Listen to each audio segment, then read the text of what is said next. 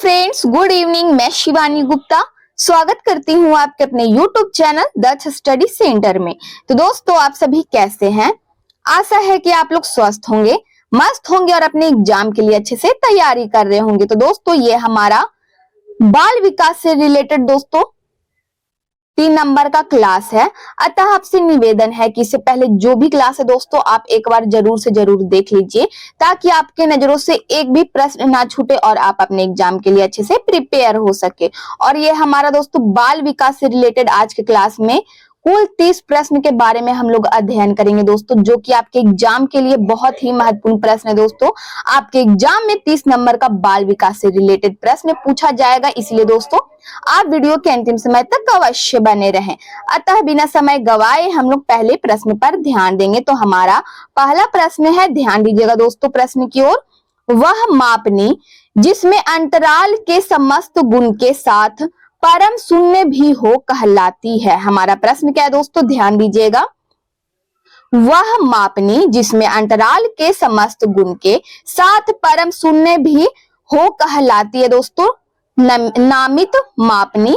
B में दोस्तों क्रम सूचक मापनी कहलाती है, या फिर दोस्तों सी में दे दिया है अंतराल मापनी, अनुपात मापनी। तो इनमें से हमारा इस प्रश्न का सही आंसर क्या होगा दोस्तों, बताइए।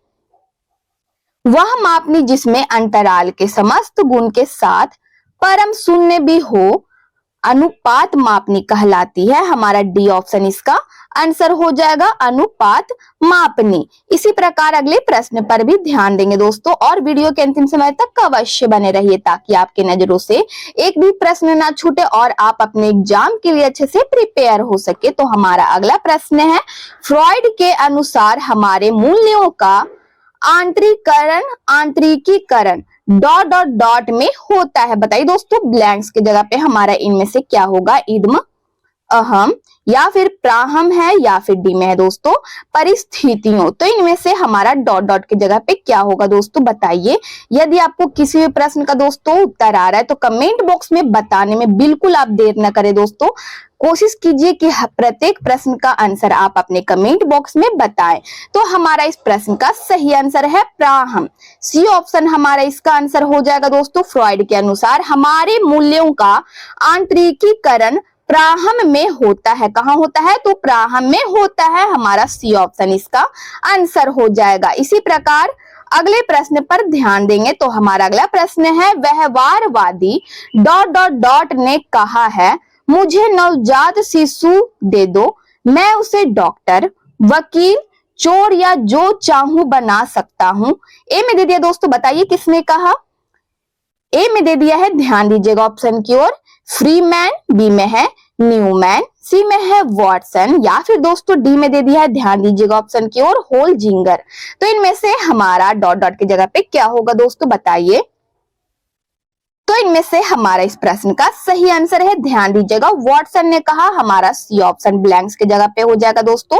व्यवहारवादी वॉटसन ने कहा है, मुझे नवजात शिशु दे दो, मैं उसे डॉक्टर, वकील, चोर या जो चाहूं बना सकता हूं। तो हमारा सी ऑप्शन ब्लैंक्स की जगह पर हो जाएगा। इसी प्रकार अगले प्रश्न पर ध्यान देंगे, और दोस्तों प्रत्येक प्रश्न का कोशिश कीजिए कि आप अपने कमेंट बॉक्स में आंसर बताएं। तो हमारा अगला प्रश्न है, ध्यान दीजिएगा प्रश्न की ओर। ध्यान आकर्षित होने में डॉट डॉट डॉट भूमिका होती है कि प्रमुख, सॉरी मिसप्रिंट क्वेश्चन है दोस्तों, एक बार फिर से प्रश्न की ओर ध्यान दीजिएगा। ध्यान आकर्षित होने में की होगा, ठीक है, डॉट डॉट डॉट की प्रमुख भूमिका होती है, ठीक है।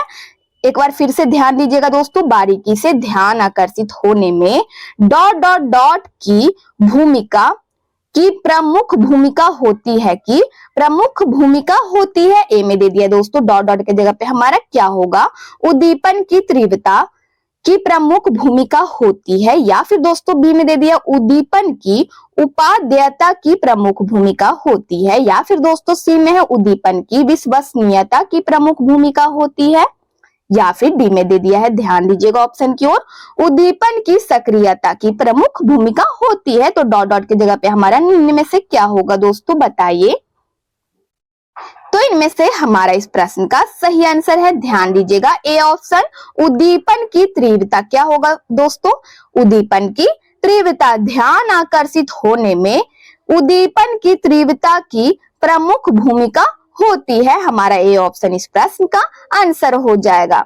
हमारा अगला प्रश्न है, ध्यान दीजिएगा, डॉट डॉट डॉट में डॉट डॉट डॉट छात्र में रुचि उत्पन्न करने की कला है। बताइए दोस्तों, डॉट डॉट की जगह पे हमारा इनमें से क्या होगा? शिक्षण, सहानुभूति, या फिर समदृष्टि, या फिर दोस्तों डी में दे दिया है प्रेरणा। तो इनमें से हमारा इस प्रश्न का सही आंसर क्या होगा दोस्तों? बताइए।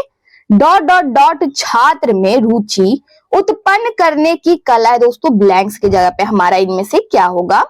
प्रेरणा। हमारा डी ऑप्शन इसका आंसर हो जाएगा दोस्तों। प्रेरणा छात्र में रुचि उत्पन्न करने की कला है, हमारा डी ऑप्शन इसका आंसर हो जाएगा। अगला प्रश्न है, ध्यान दीजिएगा प्रश्न की ओर। फ्रॉइड के अनुसार, हमारा प्रश्न क्या है? फ्रॉइड के अनुसार ए में दे दिया है, ध्यान दीजिएगा, ग्रहण किए या सीखे हुए तथ्यों को धारण करने या पुनः स्मरण करने की असफलता को विस्मरण कहते हैं। बताइए दोस्तों, फ्रॉइड के अनुसार विस्मरण क्या है? या फिर बी में दे दिया दोस्तों, ध्यान दीजिएगा, फ्रॉइड के अनुसार विस्मरण का अर्थ है कि किसी समय प्रयत्न करने पर भी किसी पूर्व अनुभव का स्मरण करने या पहले की सीखी हुई किसी कार्य को करने की असफलता, या फिर दोस्तों सी में दे दिया, ध्यान दीजिएगा, विस्मरण वह प्रवृत्ति है जिसके द्वारा दुखद अनुभवों को स्मृति से अलग कर दिया जाता है, या फिर दोस्तों डी में दे दिया है, उपयुक्त में से कोई नहीं। तो इनमें से हमारा इस प्रश्न का सही आंसर क्या होगा दोस्तों? बताइए। फ्रॉइड के अनुसार क्या होगा इनमें से? फ्रॉइड के अनुसार सी ऑप्शन हमारा बिल्कुल सही है दोस्तों। ध्यान दीजिएगा, फ्रॉइड के अनुसार विस्मरण वह प्रवृत्ति है जिसके द्वारा दुखद अनुभवों को स्मृति से अलग कर दिया जाता है, हमारा सी ऑप्शन इसका आंसर हो जाएगा। इसी प्रकार अगले प्रश्न पर भी ध्यान देंगे और दोस्तों वीडियो के अंतिम समय तक अवश्य बने रहिए ताकि आपके नजरों से एक भी प्रश्न ना छूटे और आप अपने एग्जाम के लिए अच्छे से प्रिपेयर हो सके। तो हमारा अगला प्रश्न है, SOR किसके द्वारा प्रस्तावित किया गया है? बहुत ही महत्वपूर्ण प्रश्न दोस्तों, आपके एग्जाम में पूछा गया प्रश्न है। तो बताइए क्या होगा? SOR किसके द्वारा प्रस्तावित किया गया है? वॉटसन, कोफ्का, या फिर दोस्तों सी में दे दिया है कोहलर, डी में है गेस्टाल्टवादी मनोवैज्ञानिकों। बताइए इनमें से हमारा इस प्रश्न का सही आंसर क्या होगा? तो इनमें से हमारा इसका सही आंसर दोस्तों, इनमें से कोई नहीं, हमारा SOR का दोस्तों इनमें से कोई भी नहीं, वॉटसन भी नहीं, कोफ्का भी नहीं, कोहलर भी नहीं दोस्तों, गेस्टाल्ट मनोवैज्ञानिकों ने भी नहीं। हमारा इनमें से सही आंसर क्या होगा दोस्तों? बताइए। इनमें से हमारा कोई भी नहीं इसका आंसर है दोस्तों। आंसर मैं बताती हूँ क्या होगा। SOR किसके द्वारा प्रस्तावित किया गया है दोस्तों? तो वुडवर्थ, हमारा यहाँ पर वुडवर्थ इसका आंसर हो जाएगा। ठीक है दोस्तों, वुडवर्थ। इसी प्रकार अगले प्रश्न पर भी ध्यान देंगे। तो हमारा अगला प्रश्न है, ध्यान दीजिएगा, ध्यान को केंद्रित करने की आंतरिक दशा है। बहुत ही महत्वपूर्ण प्रश्न है दोस्तों। ध्यान को केंद्रित करने की आंतरिक दशा क्या है दोस्तों? अवधि, नवीनता, रुचि या आकार। तो इनमें से हमारा इसका सही आंसर क्या होगा दोस्तों? बताइए। ध्यान को केंद्रित करने की आंतरिक दशा रुचि है, हमारा सी ऑप्शन इसका आंसर हो जाएगा। अगला प्रश्न है, ध्यान दीजिएगा, एक परिस्थिति में अर्जित ज्ञान का दूसरी परिस्थिति में उपयोग कहलाता है। बताइए दोस्तों, उपयोग क्या कहलाता है? सीखने की विधियां, सीखने में स्थानांतरण, सीखने में पठार, या फिर सीखने में रुचि। तो इनमें से हमारा इस प्रश्न का सही आंसर क्या होगा दोस्तों? बताइए। जल्द से जल्द इस प्रश्न का जवाब बताइए दोस्तों। एक परिस्थिति में अर्जित ज्ञान का दूसरी परिस्थिति में उपयोग क्या कहलाता है? तो सीखने में स्थानांतरण कहलाता है, हमारा बी ऑप्शन इसका आंसर हो जाएगा दोस्तों। क्या होगा आंसर? सीखने में स्थानांतरण। अगला प्रश्न है, अनुभव द्वारा व्यवहार में परिवर्तन कहलाता है। दोस्तों बताइए क्या कहलाता है? अनुभव द्वारा व्यवहार में परिवर्तन स्मृति कहलाता है, सीखना कहलाता है, या फिर प्रेरणा, या फिर चिंतन। तो इनमें से हमारा इस प्रश्न का सही आंसर क्या होगा? अनुभव द्वारा व्यवहार में परिवर्तन सीखना कहलाता है दोस्तों। बिल्कुल आपका सही आंसर है, सीखना कहलाता है। बी ऑप्शन हमारा इसका आंसर हो जाएगा। अगला प्रश्न है, सांख्यिकी में वह रेखा चित्र जिसमें आवृत्तियों को स्तंभों द्वारा प्रदर्शित किया जाता है कहलाता है। दोस्तों बताइए क्या कहलाता है?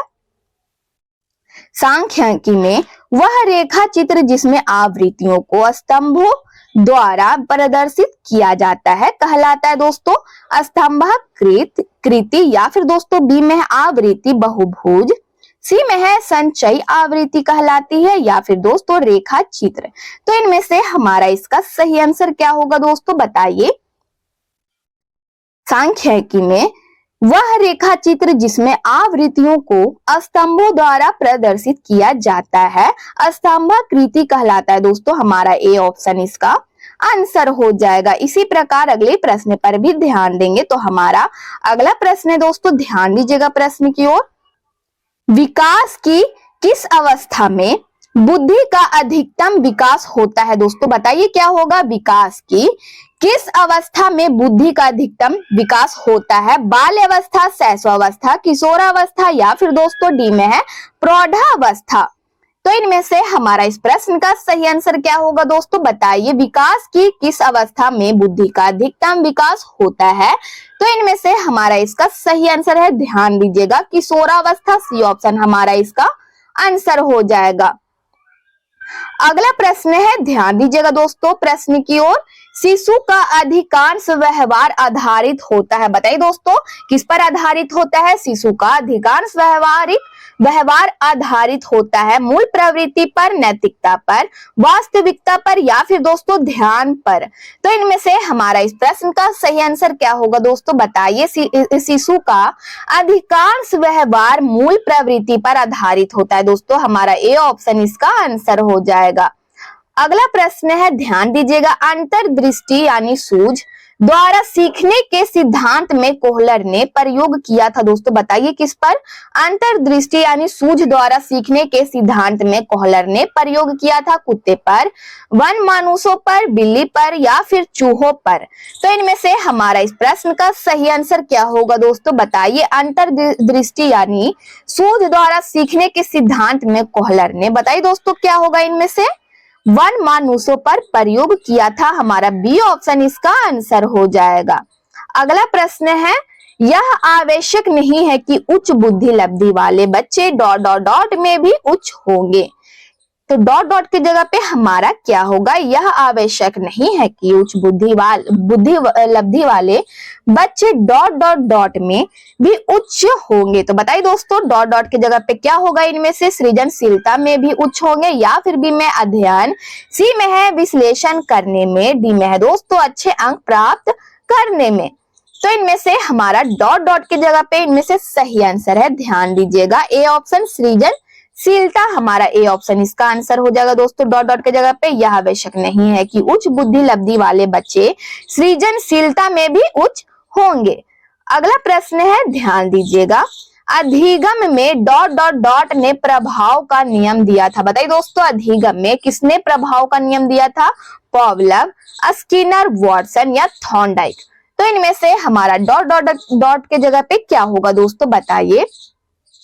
अधिगम में थॉर्नडाइक ने प्रभाव का नियम दिया था। दोस्तों ध्यान दीजिएगा, बहुत ही महत्वपूर्ण प्रश्न है दोस्तों आपके एग्जाम के लिए। तो हमारा डी ऑप्शन इसका आंसर हो जाएगा। अधिगम में थॉर्नडाइक ने प्रभाव का नियम दिया था। हमारा डी ऑप्शन इसका आंसर हो जाएगा।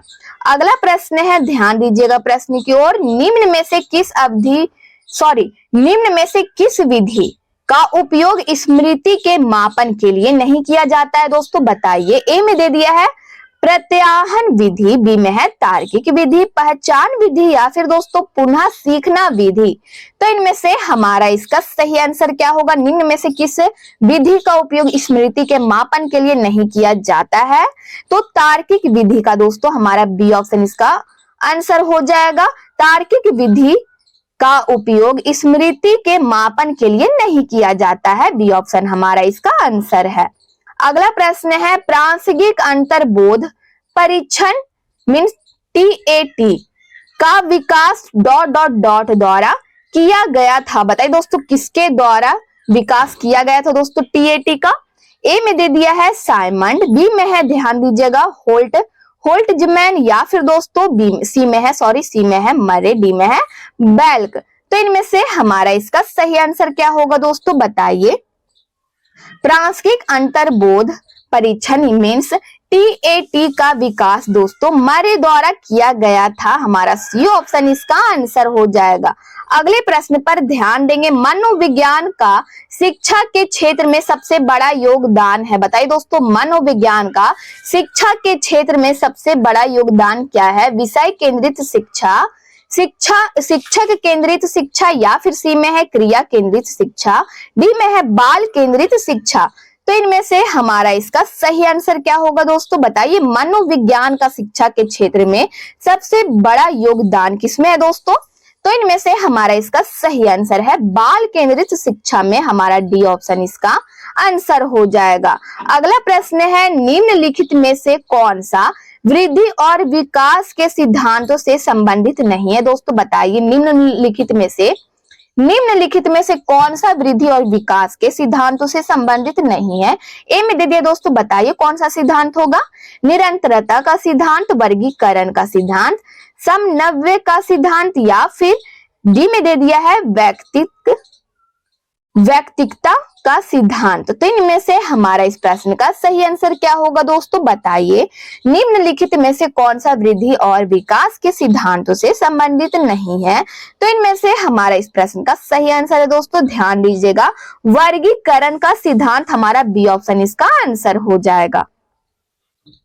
अगला प्रश्न है, ध्यान दीजिएगा, कक्षा शिक्षण में पाठ प्रस्तावना सोपान सीखने के किस नियम पर आधारित है? ए में दे दिया है प्रभाव का नियम पर आधारित है, सादृश्यता का नियम, या फिर दोस्तों तत्परता का नियम, डी में है साहचर्य का नियम। तो इनमें से हमारा इसका सही आंसर क्या होगा, बताइए दोस्तों। कक्षा शिक्षण में पाठ प्रस्तावना सोपान सीखने के दोस्तों हमारा इनमें से क्या होगा इसका सही आंसर? कक्षा शिक्षण में पाठ प्रस्तावना सोपान सीखने के तत्परता का नियम पर आधारित है दोस्तों। हमारा सी ऑप्शन इसका आंसर है। अगला प्रश्न है, ध्यान दीजिएगा, संप्रत्यय निर्माण का प्रथम सोपान क्या है? बताइए दोस्तों, सामान्यीकरण, विभेदीकरण, या फिर दोस्तों सी में है प्रत्यक्षीकरण, या फिर डी में है पृथक्करण। तो इनमें से हमारा इसका सही आंसर है दोस्तों, ध्यान दीजिएगा ऑप्शन की ओर, संप्रत्यय निर्माण का प्रथम सोपान प्रत्यक्षीकरण है। हमारा सी ऑप्शन इसका आंसर हो जाएगा। अगला प्रश्न है, प्रश्नात्मक अधिगम संप्रत्यय ... द्वारा दिया गया था। बताइए दोस्तों, किसके द्वारा दिया गया था? प्रश्नात्मक अधिगम संप्रत्यय ... द्वारा दिया गया था। टोलमैन द्वारा, बंडूरा द्वारा, थॉर्नडाइक द्वारा, या फिर दोस्तों कोहलर के द्वारा। तो इनमें से हमारा ब्लैंक्स की जगह पे क्या होगा दोस्तों, बताइए जल्द से जल्द दोस्तों। इस प्रश्न का कमेंट बॉक्स में आप आंसर बताइए। तो इनमें से हमारा इस प्रश्न का सही आंसर है दोस्तों, ध्यान दीजिएगा, बंडूरा। हमारा बी ऑप्शन इसका आंसर हो जाएगा दोस्तों, बंडूरा। प्रश्नात्मक अधिगम संप्रत्यय बंडूरा द्वारा दिया गया था दोस्तों। किसके द्वारा दिया गया था? तो बंडूरा द्वारा। अगला प्रश्न है, उदाहरण, निरीक्षण, विश्लेषण, वर्गीकरण, नियमीकरण निम्नलिखित में से किस विधि के सोपान है? बताइए दोस्तों, उदाहरण, निरीक्षण, विश्लेषण, वर्गीकरण, नियमीकरण निम्नलिखित में से किस विधि के सोपान है? ए में दे दिया है निगमन विधि, आगमन विधि, अंतर्दर्शन विधि, या फिर बहिर्दर्शन विधि। तो इनमें से हमारा इस प्रश्न का सही आंसर है उदाहरण, निरीक्षण, विश्लेषण, वर्गीकरण, नियमीकरण निम्नलिखित में से किस विधि के सोपान है दोस्तों? तो आगमन विधि के सोपान है। हमारा बी ऑप्शन इसका आंसर है।